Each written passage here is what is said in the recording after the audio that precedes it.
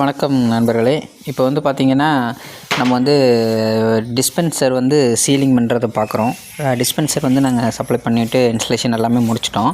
இதில் வந்து பார்த்திங்கன்னா மெட்ராலஜிக்கல்லேருந்து வந்து நம்ம கொடுக்குறது வந்து 1 லிட்டர் கரெக்டாக இருக்கா இல்லையா அப்படின்னு வந்து செக் பண்ணி சீல் பண்ணுவாங்க.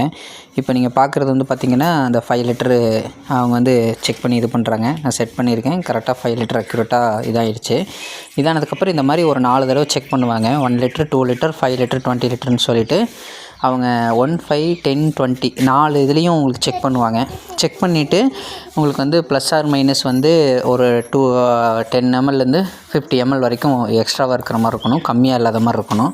ஸோ அந்த கேலிப்ரேஷனில் செக் பண்ணி கொடுத்ததுக்கப்புறம் அவங்க வந்து ஒவ்வொரு ஸ்டேட்டுக்கும் தனித்தனி சீலிங் இருக்குது. அந்த மாதிரி இது வந்து பார்த்திங்கன்னா வெஸ்ட் பெங்கால் சீலிங் ஸ்கொயர் டைப்பில் இருக்கும். அவங்க கொண்டு வந்திருக்கிற அந்த சீலிங் மூலிமா போட்டு சீல் பண்ணுறாங்க. சீல் பண்ணி அதுக்கப்புறம் நான் உங்களுக்கு கடைசியாக அந்த வீடியோவில் லாஸ்ட்டில் உங்களுக்கு வந்து அந்த பிக்சர் அட்டாச் பண்ணியிருக்கேன். அதில் வந்து அவங்க பார்த்திங்கன்னா அவங்க அந்த அத்தாரிட்டி பண்ணி சீல் பண்ணி அந்த ஃபார்ம் வந்து கொடுப்பாங்க. இந்த மாதிரி ஒவ்வொரு ஸ்டேட்டுக்கும் ஒவ்வொரு மெட்ராலஜிக்கல் இருக்குது. அந்த மெட்ராலஜிக்கலுக்கு தகுந்த மாதிரி நம்ம இது பண்ணி கொடுத்துருவோம். பட் மிஷினில் கேலிப்ரேஷன் சேம் தான். 1 லிட்டர்னால் கரெக்டாக 1 litre plus or minus 5 ml வரும். ஸோ அதுக்கு தகுந்த மாதிரி அக்யூரேசி வச்சு கொடுத்துருவோம்.